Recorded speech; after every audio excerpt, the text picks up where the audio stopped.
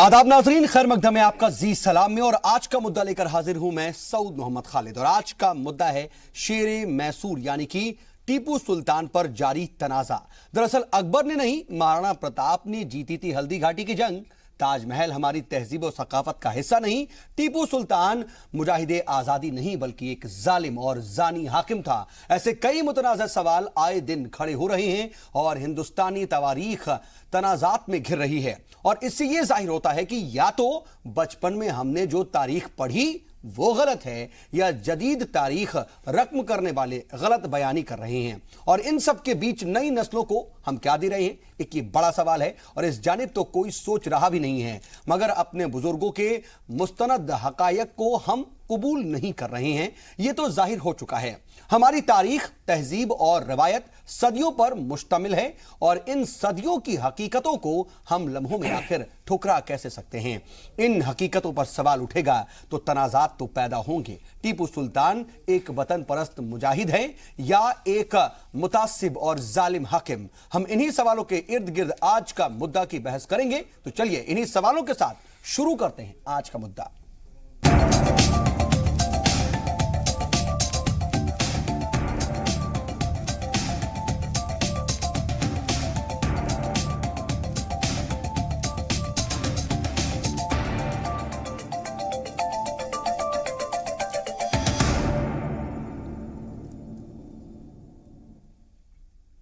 जी हां, शेरे मैसूर पर एक बार फिर से शोर हो रहा है। मुल्क भर में मैसूर के सुल्तान टीपू सुल्तान पर हो रही बहस के बीच अब आज सदर जमहूरिया रामनाथ कोविंद ने कर्नाटक असेंबली की 60वीं सालगिरह के मौके पर इजलास को खिताब करते हुए कहा कि टीपू सुल्तान अंग्रेजों के खिलाफ जंग लड़ते लड़ते शहीद होने वाले मुजाहिद हैं और उन्होंने मैसूर रॉकेट की तरक्की में बुनियादी किरदार अदा किया। इसके साथ ही सदर जमहूरिया ने कर्नाटक की गंगा जमुनी तहजीब और फिरका वाराना हम आहंगी की भी तारीफ की। लेकिन फिर भी आखिर कुछ बीजेपी नेता इसको लेकर के मुतनाज़ा बयान क्यों दे रहे हैं? एक खुसूसी रिपोर्ट आपको पूरी सूरत हाल पर दिखाते हैं, उसके बाद इसी पर होगी बातचीत की शुरुआत।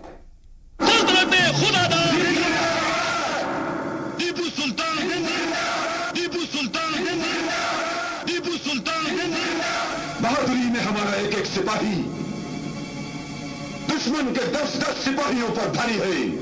दुश्मन के 10-10 सिपाहियों पर भारी है। शेर की एक दिन की जिंदगी गीदड़ की 100 साला जिंदगी से बेहतर है। ये बेहतरीन मकौला मैसूर के सुल्तान टीपू का है। हमले के लिए तैयार है। अंग्रेजों की पुरानी आदत है हिंदुस्तानियों को हिंदुस्तानियों से लड़वाने की। टीपू सुल्तान, जिसे मैसूर का शेर कहा जाता है, टीपू जिसे तारीख ब्रिटिश फौज को धूल चटाने के लिए याद करती है।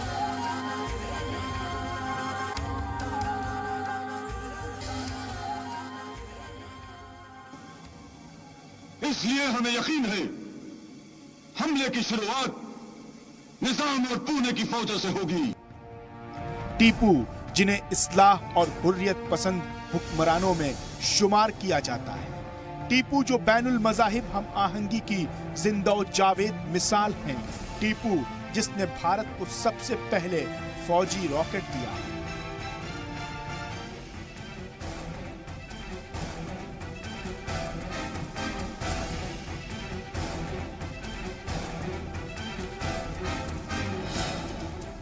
उसी टीपू को मुल्क के मरकजी वजीर अनंत कुमार हेगड़े जानी और हिंदुओं का दुश्मन बताते हैं। 1782 से 1799 तक मैसूर के सुल्तान रहे टीपू पर इस बयान के बाद तनाजा पैदा हो गया।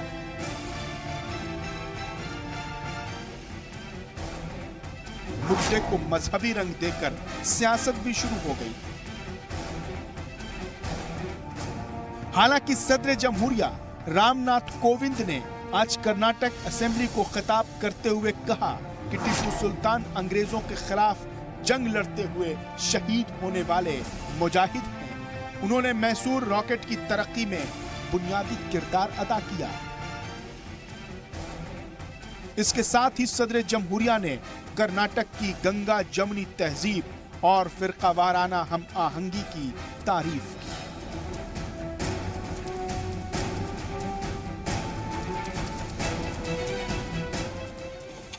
Tipu Sultan died a historic death fighting the British. He was also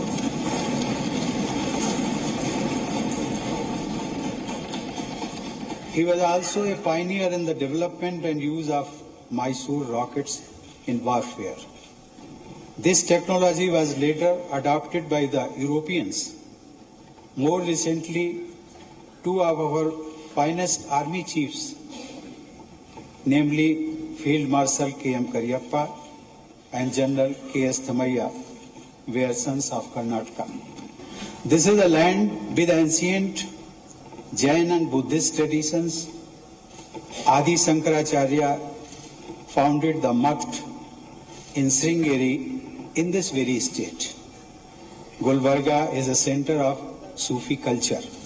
दरअसल इस ताजा तनाजे के पीछे 10 नवंबर टीपू सुल्तान की यौम विलादत का प्रोग्राम है, जिसके लिए कर्नाटक की कांग्रेस सरकार ने मरकजी वजीर अनंत कुमार हेगड़े को दावतनामा भेजा।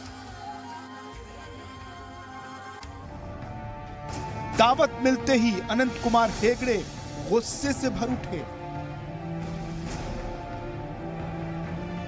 और कहा कि अगर उन्हें प्रोग्राम में बुलाया गया तो वो वहीं टीपू सुल्तान की पोल खोलकर रख दें।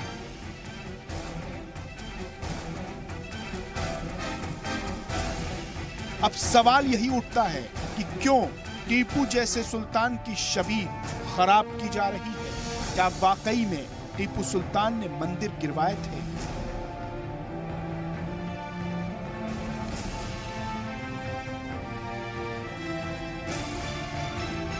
क्या टीपू सुल्तान की सल्तनत में खवातीन की इस्मत दरी हुई थी? क्या टीपू सुल्तान ने हिंदुओं का कत्लेआम करवाया था? तारीख के सफात पर मैसूर के सुल्तान की जो दास्तान दर्ज है, क्या वो सच नहीं है? और ये सारे सवालात सिर्फ टीपू पर नहीं है, बल्कि भारत की अजीम तारीख पर है, क्योंकि तारीख ही किसी कौम या मुल्क की सबसे बड़ी विरासत होती है। और जो कौमें या मुल्क अपनी तारीख भुला देते हैं, तो दुनिया भी उन्हें फरामोश कर देती है।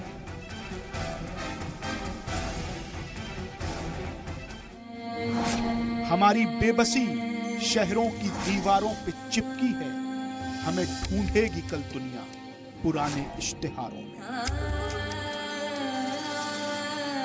टीपू सुल्तान, टीपू सुल्तान, अब्बास मेहदी, सीसा।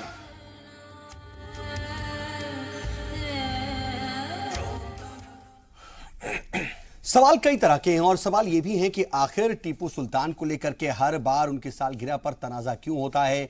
हर बार जो तनाजा होता है उससे आगे बढ़कर के नाजेबा अल्फाज का भी इस्तेमाल क्यों किया गया? और मरकजी वजीर जिन अल्फाज का इस्तेमाल कर रहे हैं उसे माना जाए, या फिर मुल्क के सदर जमहूरिया रामनाथ कोविंद जिन बातों का जिक्र कर रहे हैं उसे सही माना जाए? आखिर सच्चाई क्या है और आखिर क्यों इसको लेकर के कश्मकश या पशोपेश की बात आती है, या फिर इसमें कंफ्यूजन क्यों हो जाता है? और इन सब के बीच तारीख दरअसल क्या कहती है, इस पर हम बात करेंगे। और हमारे साथ बातचीत के लिए खास पैनल जुड़ गया है। अपने मेहमानों से आपका तारुफ करा देते हैं। हमारे साथ इस वक्त 5 खास मेहमान जुड़े हुए हैं। हमारे साथ लखनऊ स्टूडियो से बीजेपी लीडर IP सिंह साहब हैं। इसके अलावा हमारे साथ डॉक्टर हिलाल अहमद नकवी साहब कांग्रेस की तरफ से जुड़े हुए हैं। और स्टूडियो में 3 खास मेहमान हैं। हमारे साथ सीनियर जर्नलिस्ट अमलेंदु उपाध्याय जी हैं, और इसके अलावा हिस्टोरियन यानी कि तारीखदां हमारे साथ फिरोज बख्त अहमद साहब जुड़े हुए हैं, और एजुकेशनलिस्ट हैं हमारे साथ प्रोफेसर डॉक्टर इकबाल अहमद साहब। आप सभी का बहुत बहुत इस्तकबाल इस प्रोग्राम में। और फिरोज बख्त साहब, मैं सबसे पहले आपके पास आना चाहता हूं, क्योंकि आप हिस्टोरियन हैं, तारीख को अच्छी तरह से जानते हैं और तारीख की समझ रखते हैं। तारीख दरअसल टीपू सुल्तान के बारे में क्या कहती है, और आज जिस तरह की बातें आ रही हैं वो क्या बयां करती हैं? एक बात। दूसरी बात यह भी मैं जरूर इसमें शामिल करना चाहूंगा कि सदर जमहूरिया रामनाथ कोविंद जिस तरह की बातों का जिक्र करते हैं और एक फ्रीडम फाइटर बताते हैं टीपू सुल्तान को, उसको सही माना जाए, या फिर जिन नाजेबा अल्फाज का इस्तेमाल एक मरकजी वजीर कहते हैं उसको सही माना जाए? तारीख क्या कहती है सबसे पहले? आदिल साहब, बड़ा अहम सवाल है और इस डिबेट को हम कई रोज से देख रहे हैं मुख्तलिफ चैनल्स पे। देखिए, ऐसा है कि मैं अभी देख रहा था, एक टाइटल आपके यहाँ चल रहा था, शेर मैसूर। बिल्कुल सही है, लेकिन मैं इसको और भी बढ़ा के कहूंगा शेर हिंद। टीपू सुल्तान जो थे, अगर आप ऑल्डन डैरिल की किताब पढ़ें तो उसमें उन्होंने द मेकिंग ऑफ श्रीरंगापट्टनम में लिखा है कि हिंदुस्तान के जो सबसे बड़े फ्रीडम फाइटर थे, उनमें जो शुरुआत थी उनमें इनका नाम आता है टीपू सुल्तान का। पहली चीज, मैं दो एक चीजें गिनाऊंगा, शायद आप लोगों को पता है, लेकिन आई थिंक इसको ड्रिल करने की जरूरत है। जरूर। देखिए क्या है कि जो आपने मिसाइल की बात करी, जो सबसे ताकतवर मिसाइल जो बना था वो टीपू सुल्तान ने बनाया था, और इसकी जो कॉपी है यूरोपियंस ने की थी। और उसके बाद टीपू सुल्तान अगर जिंदा रहते, आज हम मिसाइल मैन की बात करते हैं एपीजे अब्दुल कलाम, तो मेरे ख्याल से ये उस टाइम ही इंट्रोड्यूस हो जाता। और वैसे उन्होंने खुद जिक्र किया है टीपू सुल्तान का अपनी बातों में। और रही बात टीपू सुल्तान की कहने की, he was a rapist and he killed so many people, मेरे ख्याल से सब ये बिल्कुल लग़्व बातें हैं, इनमें कोई हकीकत नहीं है। आप किताब पढ़ें, एक फ्रेंच राइटर है ला फॉन्ट जॉन मारी, उन्होंने भी लिखा है कि he was a glorious ruler अपनी किताब के अंदर। और देखिए क्या है कि टीपू सुल्तान के जो फादर थे हैदर अली ने काफी सारे मंदिर बनवाए थे। आज भी श्रीरंगापट्टनम में एक मंदिर है, उसका नाम है हैदर अली लिंगम। तो और एक और किताब है, मैं आपको याद दिलाना चाहूंगा, आरजी गैविन और हैम्बले, दो राइटर्स हैं। इन्होंने लिखा है कि तकरीबन 150 मंदिरों की उन्होंने मदद की, किसी की दीवार नहीं थी, किसी की छत नहीं थी, और 50 से ज्यादा मंदिरों उन्होंने तामीर करवाए। तो ये सारी बातें कहना। अच्छा, एक अहम चीज मैं कहना चाहता हूं, मुझे एक सेकंड और दीजिए। मैं उसी में आपसे शामिल कर रहा हूं अपना एक क्वेश्चन कि अंग्रेजी हुकूमत के दौरान गैजेटियर की भी बात आती, कि उस गैजेटियर में भी कुछ चीजें टीपू सुल्तान के बारे में लिखी हुई है, उस पे भी मैं चाहूंगा आप रोशनी डालें। हाँ, नहीं, देखिए ऐसा है, गजेटियर ने भी सारी चीज़ों को रिकॉर्ड किया है, अंग्रेज़ों ने भी रिकॉर्ड किया है। वो अंग्रेज़ जो उनके खिलाफ लड़ रहे थे, यानी मैं समझता हूं कि अंग्रेज़ों को अगर सही मानों में बाहर निकालने का जो प्रोसेस शुरू हुआ है, वो उसका सारा क्रेडिट जो है टीपू सुल्तान और उनके फादर को जाता है, हैदर अली को। उसके बाद फिर बहादुर शाह जफर ने हिंदुओं को, मुसलमानों को, सबको यकजा करके एक बहुत अच्छी जंग लड़ी।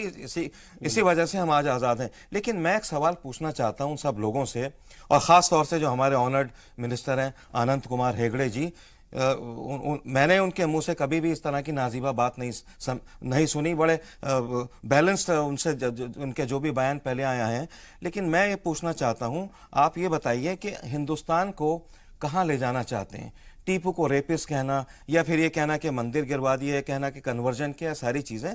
हिंदुस्तान हमेशा से, जैसे आपके यहाँ भी कह रहे थे कि गंगा जमनी विरासत जो है हिंदुस्तान में हमेशा से चलती आई है। हमेशा हिंदुस्तान इसी तरह से चलता आया है, हजारों सालों से, और आगे भी ऐसी चलेगा।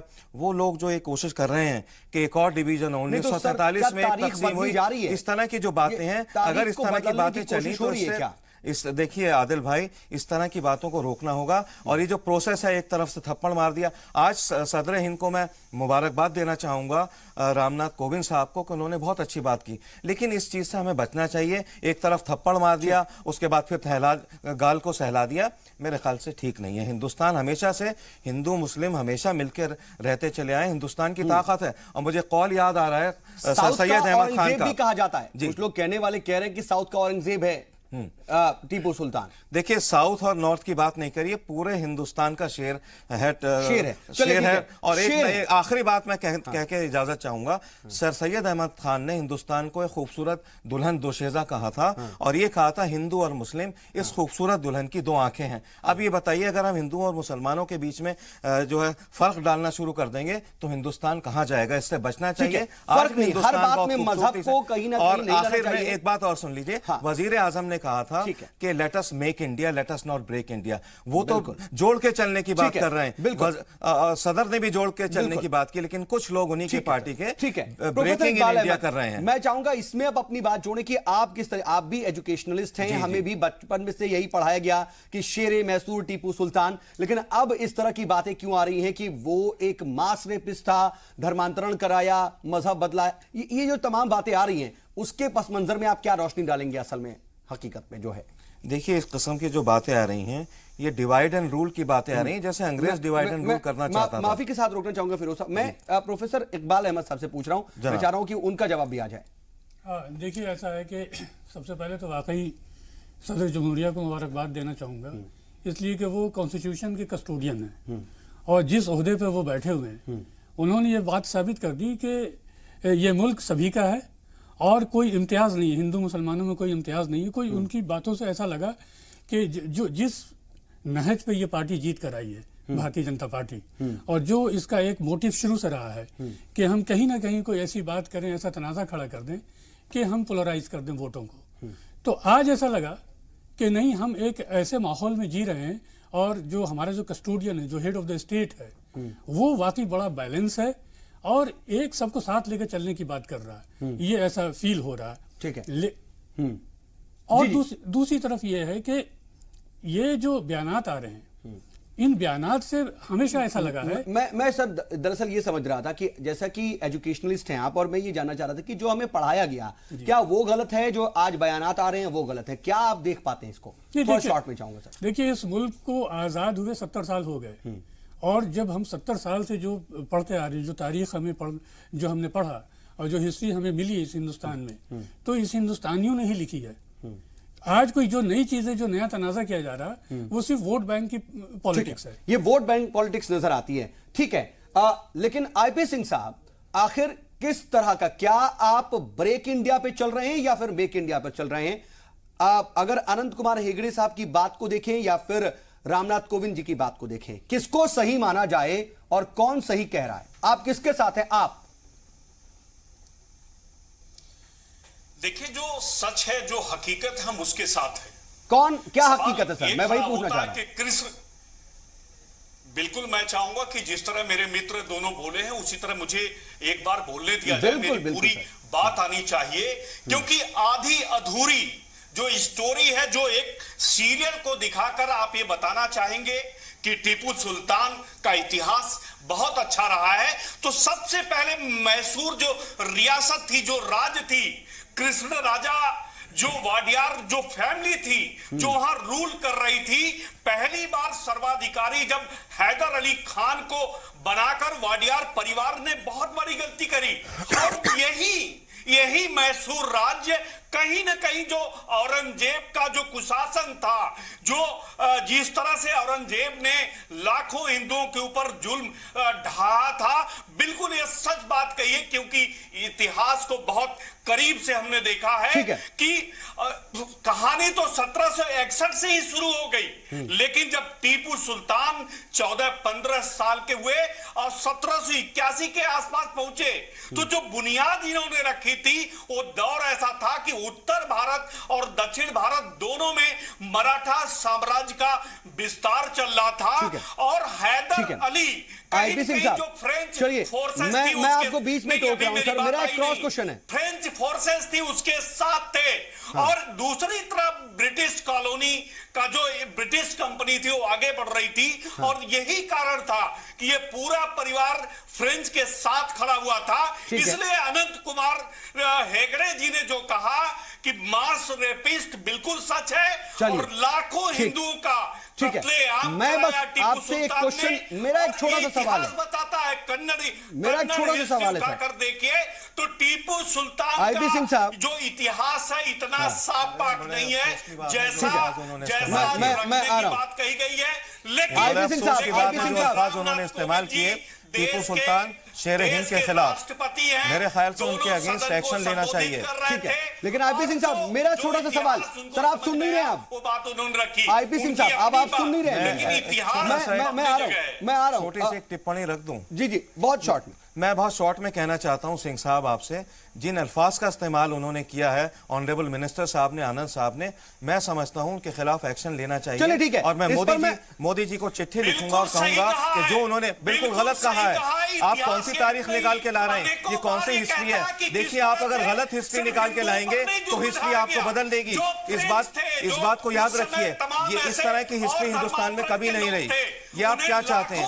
चलिए ठीक है सिंह साहब, आप क्या चाहते हैं? मैं रोक रहा हूं, आप ये बताइए, क्या आप हिंदू इंडिया, ठीक है, आप हिंदू इंडिया, मुस्लिम इंडिया चाहते हैं? क्या चाहते हैं? ठीक है सर, क्या आप रेपिटेशन ऑफ 1947 चाहते हैं? सभी मेहमानों की बात मुझे जाना है। हिंदुस्तान को बर्बाद ना करिए, हिंदुस्तान को हिंदुस्तान रहने दीजिए, भारत को भारत रहने दीजिए। ठीक है, इस तरह की बातें ना करिए। फिरोज साहब, ठीक है, मैं आता हूं। आईपी सिंह साहब, मेरी बात सुनिए। और मुस्लिम बिल्कुल एक हैं, एक आईपी दूसरे सिंह के साहब, भाई हैं। मेरा एक छोटा सा सवाल है। जमुना गंगा। ठीक है आईपी सिंह साहब, मुझे ये बताइए, नहीं, इतिहास आप तो अनंत हेगड़े साहब के साथ हैं या रामनाथ कोविंद जी के साथ हैं? इतिहास नहीं है। मुझे एक बात बताइए आईपी सिंह साहब, आईपी सिंह साहब, आईपी सिंह साहब, फिरोज साहब, ठीक है सर, एक मिनट, किताबें दूंगा, फिरोज सिंह साहब, किताबों का मैंने जिक्र किया है, ठीक है, आप मुझसे किताबें लेके जाइए, फोटो सेट कर दो, किताबें दूंगा, सही तारीख पढ़िए, सही तारीख आगे बताइए प्लीज, हिंदुस्तान को मत तोड़िए, प्लीज डोंट ब्रेक इंडिया। ठीक है, ठीक है, लेकिन आईपी सिंह साहब, रामनाथ कोविंद साहब ने आज जो बातें कही हैं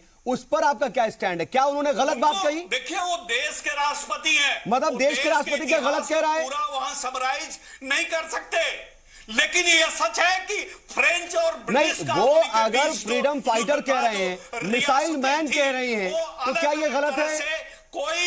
कोई फ्रांसीसियों के साथ लड़ रहा था तो कोई ब्रिटिश कंपनी के साथ लड़ रहा था। आप हिस्ट्री पढ़ना चाहते हैं तो ए मीना की किताब है a page of Indian history, उसको पढ़िए, आप सही हिस्ट्री पढ़िए, सही बखान करिए, हम आपका साथ देंगे। लेकिन अगर आप गलत तारीख बताएंगे और ऐसी तारीख बताएंगे जिसमें हिंदुस्तान को तोड़ने की, आईपी सिंह साहब और फिरोज साहब, मैं आप दोनों को रोक रहा हूं, आप दोनों को रोक रहा हूं, ठीक है। डॉक्टर हिलाल अहमद नकवी साहब, डॉक्टर हिलाल, हमेशा से हिंदू और मुसलमान, डॉक्टर हिलाल मैं आपके पास आना चाह रहा हूं। डॉक्टर हिलाल, आईपी सिंह साहब जो बात कर रहे हैं उस पर आपका जवाब। हिंदू और मुसलमानों को डॉक्टर हिलाल चाहते हैं। सिंह साहब, मुझे बड़ा अफसोस है जिस तरह का टोन डॉक्टर हिलाल आपके मिनिस्टर अनंत साहब ने अपनाया है। ठीक है डॉक्टर हिलाल, फिरोज बख्श साहब, ठीक है, उन्हें सरकार से माफी, फिरोज बख्श साहब, ठीक है, आपकी बात आगे सर, आपकी बात आगे सर, ऐसे में आगे नहीं बढ़ पाएंगे, ठीक है सर, हम आगे नहीं बढ़ पाएंगे। I am sorry, I am very sorry. ठीक है, ठीक है, ठीक है, ठीक है, डॉक्टर हिलाल जी, आईपी सिंह साहब जो बात कह रहे हैं उस पर जवाब आपका। देखिए, सिंह साहब को यही कहना चाहिए जो उन्होंने कहा है, उनसे इसके अलावा और उम्मीद भी नहीं की जानी चाहिए। ये वही टीपू सुल्तान है जिनकी बरसी पर येदुरप्पा साहब पूरी टीपू सुल्तान की वेशभूषा रख करके और इनकी जयंती में शामिल हुए थे। ये टीपू सुल्तान उस वक्त कोई अलग टीपू सुल्तान नहीं थे, यही टीपू सुल्तान थे। देखिए, एक बात बहुत साफ सी है कि हर वो व्यक्ति जो अंग्रेजों के खिलाफ लड़ा है, भारतीय जनता पार्टी उसकी दुश्मन है, क्योंकि ये भारतीय जनता पार्टी अंग्रेजों के साथ रहने वाले लोगों में से है। ये उनके कदमों में गिरे रहते हैं कि भारत छोड़ के मत जाओ। ये वो लोग हैं जिन्होंने जासूसी की है अंग्रेजों के साथ मिलकर के और भारतीयों का कत्लेआम कराया है। ये वो लोग हैं जिन्होंने माफी मांगी है अंग्रेजों से कि हमको माफ कर दो, हमसे ठीक है, आप उनके बारे में नहीं बोलिए, ठीक है, मैं टीपू सुल्तान पर आपका रिएक्शन चाह रहा हूं। जैसे अगर कोई भी वो व्यक्ति जो अंग्रेजों के खिलाफ लड़ रहा है, चाहे वो टीपू सुल्तान हो या कोई भी हो, वो भारतीय जनता पार्टी का दुश्मन है। तो इस वजह से इनको टीपू सुल्तान से नाराजगी, लेकिन अनंत कुमार हेगड़े जो बोल रहे हैं वो सच है या फिर रामनाथ कोविंद जो बोल रहे हैं उसे सच माना जाए? देखिए, रामनाथ कोविंद जी ने एक बहुत अच्छी बात कही है कि टीपू सुल्तान अंग्रेजों के खिलाफ आजादी पाने के लिए लड़ते रहे और शहीद हुए हैं। ये वो इतिहास की लाइन है जिसको कि कोई कितना ही चिल्लाए, कितना ही नकारे, इसको हटाया नहीं जा सकता है। सिर्फ इसलिए क्योंकि वो अंग्रेजों के साथ, अंग्रेजों के खिलाफ लड़ रहे थे, इसलिए भारतीय जनता पार्टी उनको नापसंद करती है। नहीं, तो इसका मजहबी एंगल क्या है? धर्मांतरण की, मजहब बदलने की बातें जो कही जा रही हैं उसमें कितना सच बातें हैं आप? ये पूरी तरह से इतिहास के हिसाब से, जितना इतिहास लिखा गया है उसके हिसाब से पूर्णतः गलत है। चलिए, ठीक है, गलत है, ठीक है, अमलेंदु उपाध्याय जी, किताब में ये ठीक है, मैं आता हूं। साहब, हम इस बात को एक मिनट पूरी करने की इजाजत, एक मिनट हम इस बात को पूरी करने की इजाजत चाहेंगे। देखिए, एक बात स्पष्ट है कि आज की तारीख में भारतीय जनता पार्टी अपनी नाकामयाबियों को छुपाने के लिए और समाज को बांटने के लिए इस तरह के मसले उठा रही है। कभी वो शाहजहां का ताजमहल गुमराह कर रहे हैं, ठीक है, भटकाने बात जो आप कहते हैं, चलिए ठीक है सर, मैं आ रहा हूं, डॉक्टर हिलाल आऊंगा आपके पास। अमलेंदु उपाध्याय जी, आप बताइए, ये जो एक तरीके से सियासी गदर मच जाती है, कभी औरंगजेब को लेकर के, कभी ताजमहल को लेकर के, कभी टीपू सुल्तान को लेकर के, तारीख जो बयां करती है अब तक जो हम जानते आए हैं उससे अलग एक नई डिफिनेशन जो बार बार सामने आती है और ये सियासतदां बयां करते हैं, वो क्या देखते हैं आप एक सीनियर जर्नलिस्ट होने के नाते? देखिए, असल में थोड़ा राजनीतिक बयान हो जाएगा, लेकिन जिस तरीके से हमारे मंत्री जी ने जो भाषा इस्तेमाल की, जो तथ्य उन्होंने रखा, वो जाहिर सी बात है कि उनकी एक एहसास कमतरी है। और चूंकि राष्ट्रीय स्वतंत्रता संग्राम का आंदोलन था, उसमें उनकी कोई भूमिका नहीं रही है उनके दल की, तो इसलिए वो एक कहीं ना कहीं हीन भावना का शिकार भी हैं। एक बात तो ये है। दूसरी बात, जहाँ तक टीपू सुल्तान का सवाल है कि साहब वो जो आरोप लगाया गया कि रेपिस्ट था और धर्मांतरण उस पर कराया उसने, तो पहली चीज़ तो सब चीज़ें छोड़ दीजिए, क्या था क्या नहीं था। जो ऐतिहासिक तथ्य है कि उनके प्रधानमंत्री पुन्नैया ब्राह्मण थे, सेनापति कृष्णराव ब्राह्मण थे, पहली चीज़। दूसरी चीज़, आदि शंकराचार्य जो श्रृंगेरी मठ है उसके शंकराचार्य से उनकी बहुत अच्छी दोस्ती थी टीपू सुल्तान की। और जो पुरातत्व विभाग है कर्नाटक सरकार का, उसके पास 3 खत ऐसे हैं जो उन्होंने श्रृंगेरी मठ के शंकराचार्य को लिखे हैं। ठीक है। और उसमें उनसे गुजारिश की है कि आप लौट के आइए और यहाँ रहिए, और अच्छे लोगों के रहने से फसल अच्छी होती है और बारिश होती है। तीसरी चीज़, टीपू सुल्तान अगर ब्राह्मणों के खिलाफ था या हिंदुओं के खिलाफ था, तो साहब निज़ाम हैदराबाद कौन थे? टीपू सुल्तान के खिलाफ तो मराठे और निज़ाम हैदराबाद और अंग्रेज तीनों मिलकर लड़ रहे थे। तो ये नया इतिहास गढ़ने की कोशिश ना की जाए। जिनका अपना कोई इतिहास नहीं होता है या जिनका अपना इतिहास बनाने की कोई क्षमता नहीं होती है, वो जो असली इतिहास होता है उसको तोड़ने मरोड़ने की कोशिश की कौन कर रहा है और इसके पीछे क्या सियासत हो सकती है? सर आप एक देखिए, इसका क्या एनालिसिस करेंगे? देखिए, मैं तो साफ सी बात कहता हूँ, टीपू सुल्तान ने कुछ किया या ना किया, जो ऐतिहासिक प्रमाण है, जो ऐतिहासिक दस्तावेज है, वो तो मंत्री जी के आरोपों नकारते हैं। लेकिन मंत्री जी जो कर रहे हैं वो सारा मुल्क देख रहा है। लेकिन सब देख रहे हैं। एक तरफ मुल्क का प्रेसिडेंट जो है वो जाकर के असेंबली के इजलास में एक अलग बात कहता है और फ्रीडम फाइटर बयां करता है, मिसाइल मैन कहता है, लेकिन दूसरी तरफ मरकजी वजीर इस तरह की बात करते हैं। सबसे बड़ी बात यह है तो अपने आप हो ही जाएगी। कोई कंफ्यूजन नहीं है। माननीय जो महामहिम हैं उन्होंने जो संविधान के प्रति शपथ ली उसका उन्होंने पालन किया, और मंत्री जी ने संविधान के प्रति जो शपथ ली उसका उल्लंघन किया। सीधी सी बात। चलिए ठीक है, लेकिन आखिर क्यों इस तरह की बात हो रही है और क्या वाकई आईपी सिंह साहब जो बात कह रहे हैं कि अनंत कुमार हेगड़े ने जो बात कही है वो सही है? हम जरा इस पर भी और तफसील से बात करेंगे और दूसरे पहलुओं पर भी जरा तफसील से बातचीत करेंगे, लेकिन वक्त एक छोटे से ब्रेक का हो चला है। ब्रेक से लौटते और फिर बातचीत को आगे बढ़ाते हैं।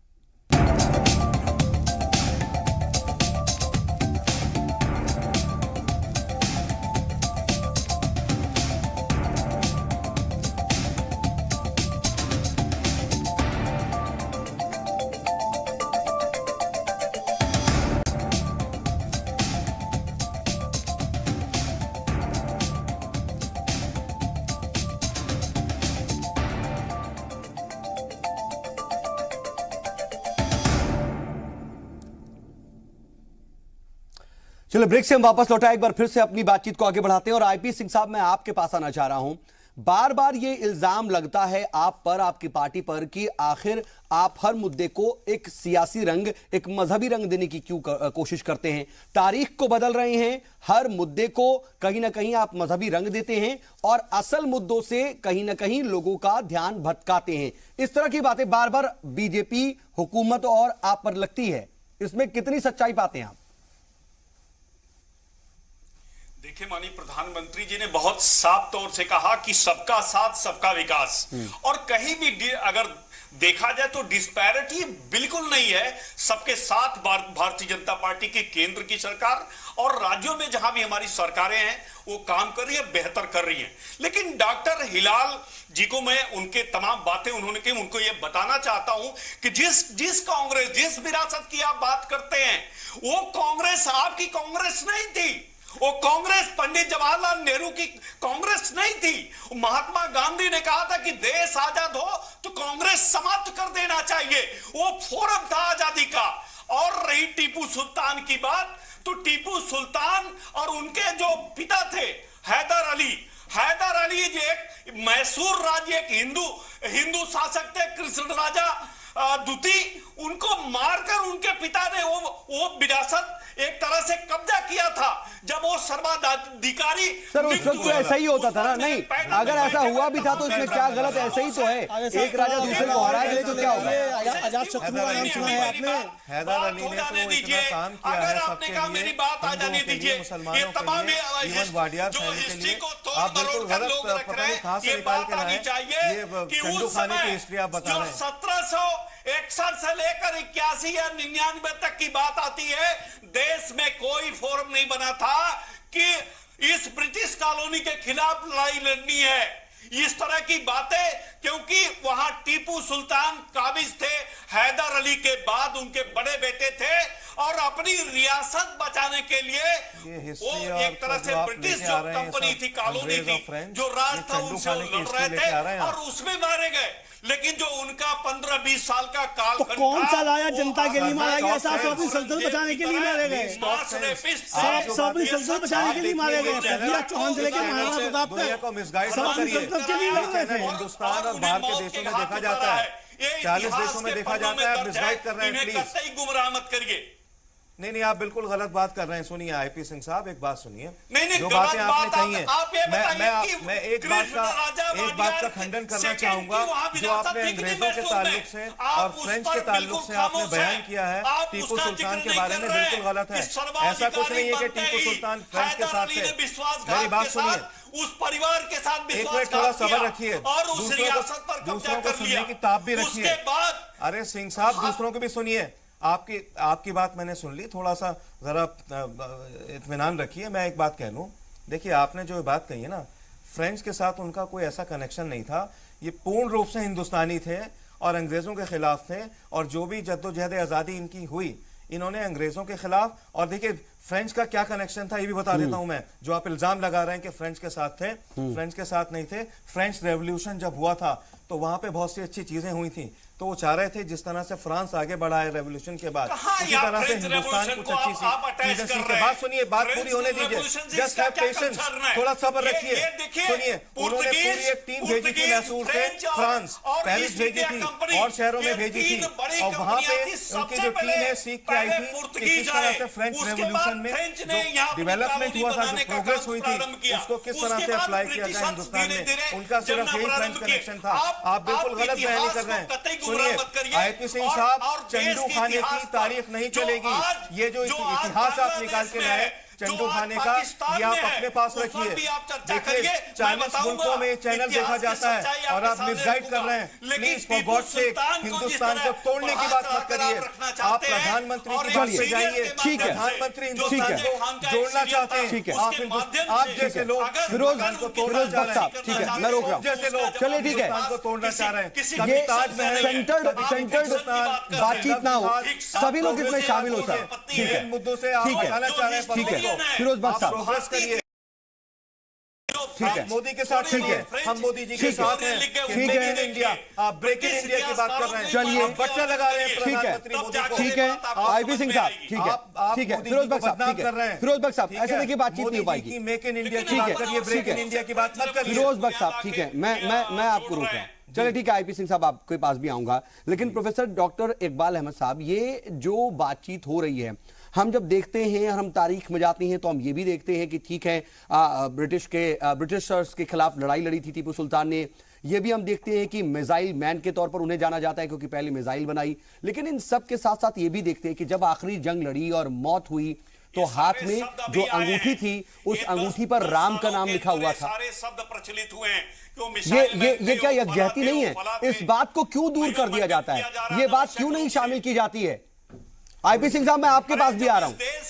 इकबाल अहमद साहब, सहनशीलता रखिए, सब्र रखिए, औरों को भी सुनिए। जुल्म ढाए वो 6 लोग हैं इस डिबेट में, दूसरों को भी सुनने का जरा ठीक है। इकबाल अहमद साहब, सऊद साहब, देखिए जो राम की बात कह रहे हैं, राम से किसे मोहब्बत नहीं है? इस मुल्क के हर इंसान को राम से मोहब्बत है। और राम जो एक ऐसे पुरुष गुजरे हैं, उत्तम पुरुष उनको कहा जाता है, तो उनकी आइडियोलॉजी जो उनकी जो फरमाबरदारी थी अपने वालिदैन के लिए, वो उसको हर इंसान मानता है। अब रही बात यह कि ये मुल्क में जिस तरह की हुकूमत अभी हम देख रहे हैं, मुझे तो ऐसा लग रहा है कि ये ब्रिटिश एम्पायर का एक्सटेंशन है। यानी कि जिस तरह से अंग्रेज़ों ने इस मुल्क को तोड़ने की कोशिश की और डिवाइड एंड रूल की जो बात की, आज ये उसी नहज पे ये मुल्क चल रहा है। जो हमारे जो प्रेजेंट हुक्मरान हैं वो तो एक्सटेंशन, मैं तो यही कहूँगा कि ब्रिटिश एम्पायर का ही एक्सटेंशन है। नहीं, लेकिन अगर पीएम तो देखिए बात कहते हैं कि मेक इंडिया ना कि ब्रेक इंडिया, लेकिन कहीं ना कहीं यहाँ पर इस तरह के बयान क्यों आते हैं? जी, मैं आ रहा हूँ, बात पूरी हो जाए बस इकबाल साहब। जब जब प्राइम मिनिस्टर की बात आती है हाँ। तो प्राइम मिनिस्टर बहुत सारी बातों पे अपना मुंह नहीं खोलते। नहीं, हम देखते हैं प्राइम मिनिस्टर अलग कहते हैं और प्रेसिडेंट अलग कहते हैं, लेकिन बाकी लीडरान नहीं, तो मर्यादा देखिए, बहुत सारे पुरुषोत्तम नहीं, तो राम मैं- की बात मैं आई बीच है, में- तो एक मैं बात थोड़ा कहना सा जरूर आ रहा हूं। सुनिए, ठीक है, अमलेंदु जी बस आ रहा हूं। बात सुनिए। हाँ। देखिए, राम जी की हम बड़ी इज्जत करते हैं, हमारे लिए वो मर्यादा पुरुषोत्तम है। और एक शेर इकबाल का आप सब जानते हैं, है राम के वजूद पे हिंदुस्तान को नाज, कहते हैं उसे अहले नजर ही इमाम हिंद। हमारे तो वो इमाम हिंद है। आप राम जी को मत लाइए, हम उनकी बड़ी इज्जत करते हैं, बड़ी कदर करते ठीक है। हैं, और हम राम की ठीक है, सर। बताई हुई बातों पे आगे चलते हैं। नहीं, आप तो यहाँ उनकी पर- बातों को मानते ही नहीं है। हाँ। राम जी ने कहा था सब जो मोदी ठीक जी है। कह रहे हैं, हाँ। सबका साथ सबका विकास, वो मर्यादा पुरुषोत्तम राम के रास्ते पे चल रहे हैं। आप जैसे लोग, हेगड़े साहब जैसे चलिए, लोग, ठीक है सर। और बस एक बात जरूर मैं कहना संगीत हाँ, सोम जरूर जैसे इकबाल साहब, लोग उस इकबाल रास्ते साहब से जी। भटक गए हैं।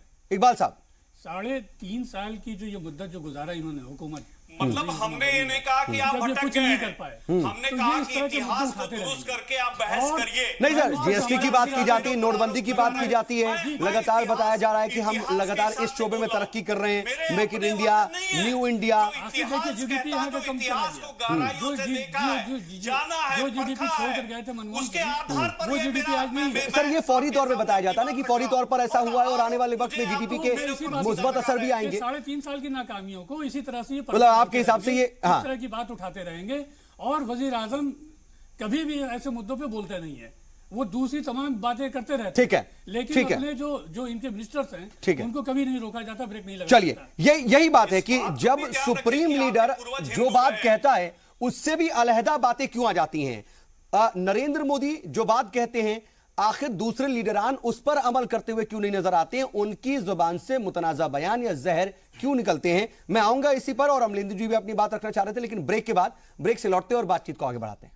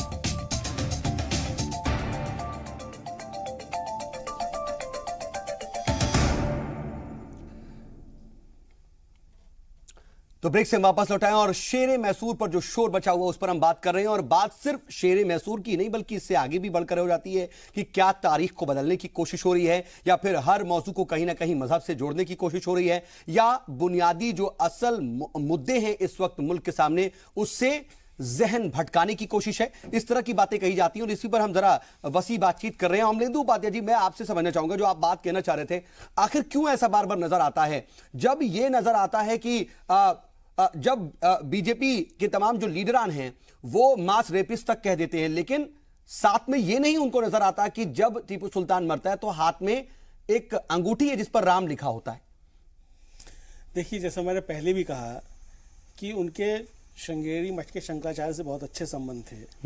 156 मंदिरों की सूची है जिसको वो लगातार अनुदान दिया करते थे टीपू सुल्तान। ठीक है, लेकिन ऐसा होता क्यों है? ये चीजें ये क्यों नहीं दिखाई देती हैं जो बात आप कह रहे हैं या फिर फिरोज बख्त साहब कह रहे हैं या फिर प्रोफेसर इकबाल कह रहे हैं, वो बातें क्यों नहीं नजर आती हैं दूसरे लीडरान को? नहीं, वो सब नजर आती हैं चूंकि इनका अपना कोई इतिहास नहीं है।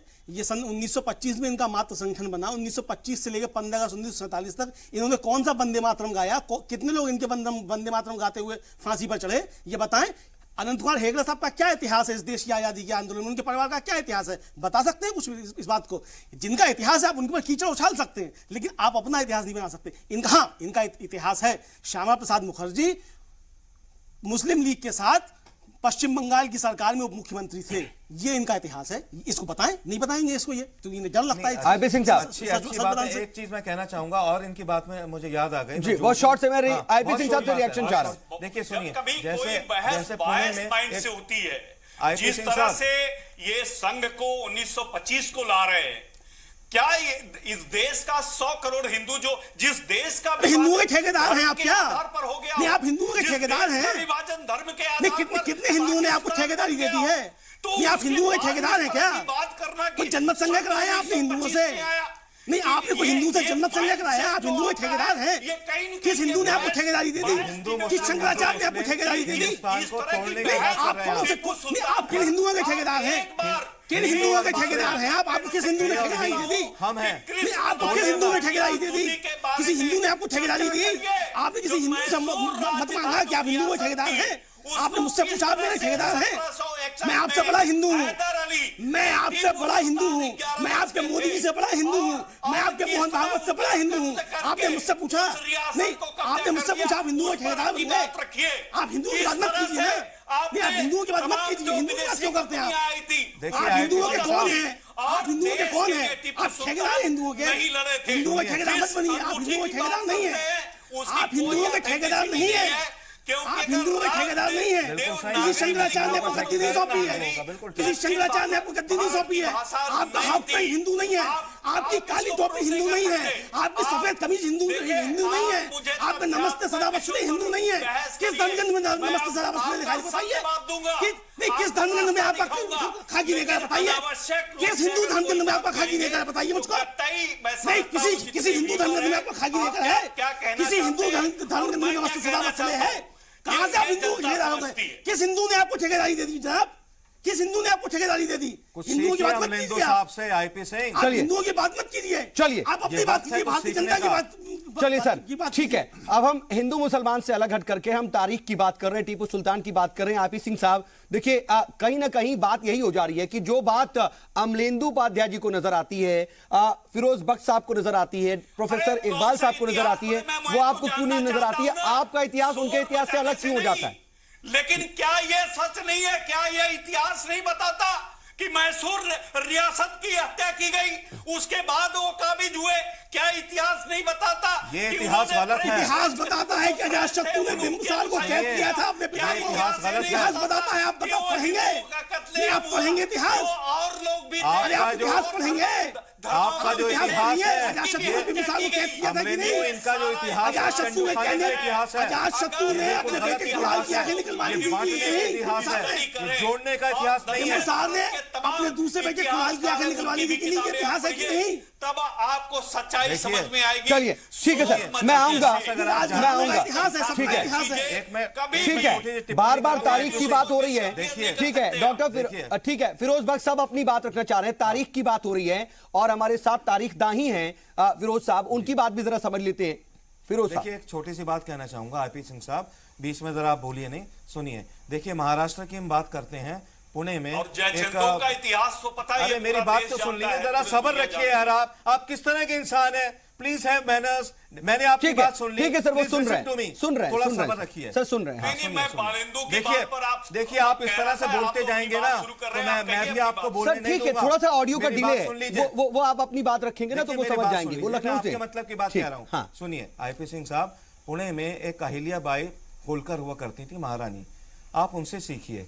उन्होंने कम से कम 250 मस्जिदों की मरम्मत कराई थी और इसके अलावा उन्होंने 100 मस्जिदें बनवाई थी। ये हिस्ट्री बुक्स में लिखा हुआ है, उनसे सीखिए, सबको साथ लेकर चलने की बात कीजिए। देखिए ये बड़ी गलत, बीजेपी पावर में आई, हमें बड़ी उम्मीदें थी, हम सोच रहे थे कि स्कैम वाली सरकार गई, बीजेपी की सरकार आई, सबको साथ लेकर चलने की बात, बहुत अच्छी बात की थी वजीर आजम ने।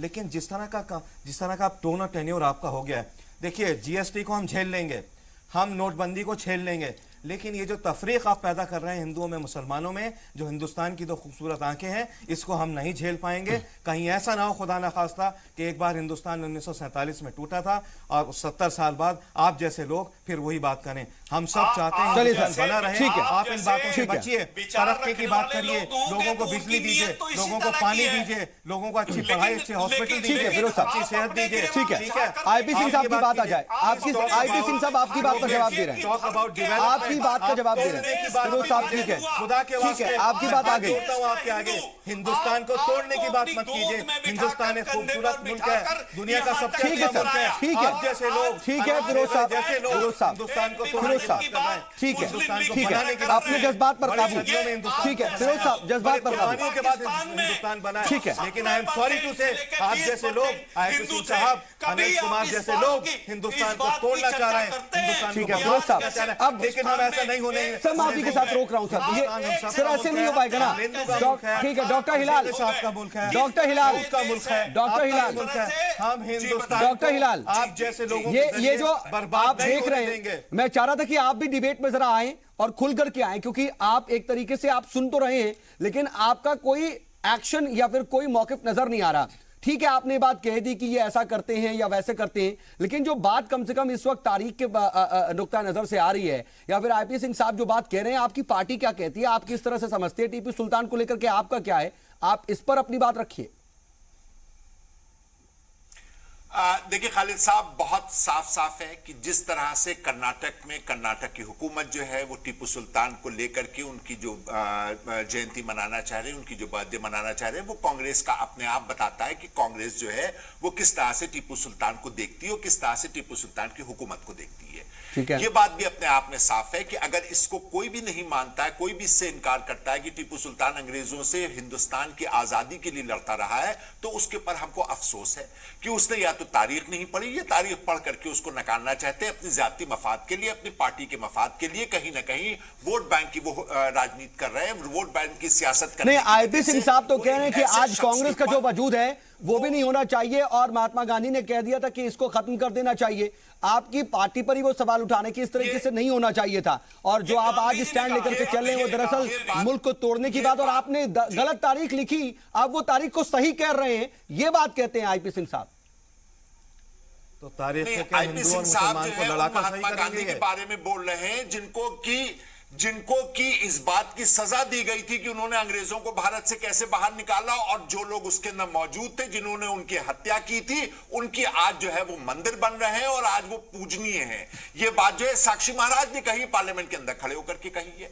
तो निश्चित रूप से जो लोग उनको महापुरुष मानते हैं, जो लोग उनके रास्ते पे चलना चाहते हैं, उनको टीपू सुल्तान, महात्मा गांधी, सरदार वल्लभ भाई पटेल, ये सब लोग नहीं नजर आएंगे। ये सारी की सारी सियासत है इनकी, चलिए क्योंकि ठीक है, मेरे पास वक्त कम है, इसलिए मैं आईपी सिंह साहब से इस पर रिएक्शन चाहूंगा और मैं चाहूंगा कि उनकी बात पूरी आ जाए, क्योंकि बार बार जो है वो कहीं ना कहीं दखल पड़ जा रहा है। पार्टी है ठीक है डॉक्टर हिलाल अहमद नकवी साहब, ठीक है वक्त थोड़ा कम है सर, माफी के साथ रोक रहा हूं। आईपी सिंह साहब, जिनके अपना जो अगर आप माजी देखें तो उस माजी के अंदर ये हमेशा गद्दारी करते रहे, ठीक है हमेशा हिंदुस्तान। आईपी सिंह साहब क्या कहेंगे आप? और तो और अभी हाल में 2000 जवाब आपका। जजमेंट आया है जिसके अंदर 2001 में 3 लड़कों को इसलिए सजा दी गई क्योंकि उन्होंने नागपुर के अंदर जाकर के नागपुर में आरएसएस के मुख्यालय ठीक है हिलाल साहब, अगर ये तारीख को गलत तरीके से बदलेंगे। आईपी सिंह साहब, सर वक्त बिल्कुल नहीं है, मैं आईपी सिंह साहब से जवाब चाहूंगा पहले।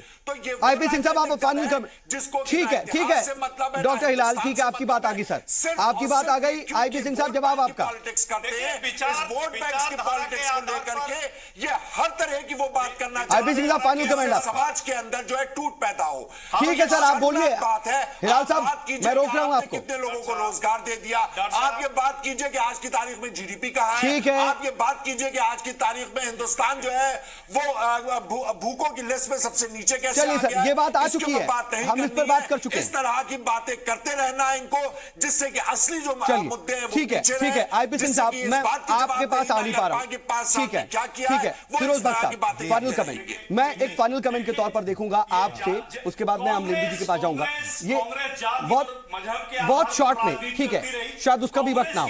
ठीक है फिरोज बख्श साहब, ये बात बार तारीख को बदलने की है कि पहले कुछ गलत लिखी गई, अब हम ठीक कर रहे हैं, इस पर आप क्या कहेंगे? आपका फाइनल कमेंट। मैं सिर्फ ये कहना चाहूंगा कि जिस तरीके से गलत तरीके से तारीख को बदला जा रहा है तो उसका नतीजा नहीं, क्या पहले गलत लिखी गई, पहले किताबों में गलत तारीख आई, या अब जो ठीक करने की बात हो रही है वो सही है या? हाँ तारीख बिल्कुल सही थी, जिस तरह से ये तारीख को बदलना चाह रहे हैं वो गलत है। अगर ये ऐसा करेंगे तो तारीख तो वही रहेगी, लेकिन आगे आने वाली तारीख आप लोगों को भुला देगी। हिंदू मुस्लिम से बचिए, ठीक है आप बात करिए हम का मतलब है चलिए हम महंगी की बात करनी है। चलिए आप सभी मेहमान हमारे साथ जुड़े और बातचीत में शामिल, इसके लिए आपका बहुत बहुत शुक्रिया।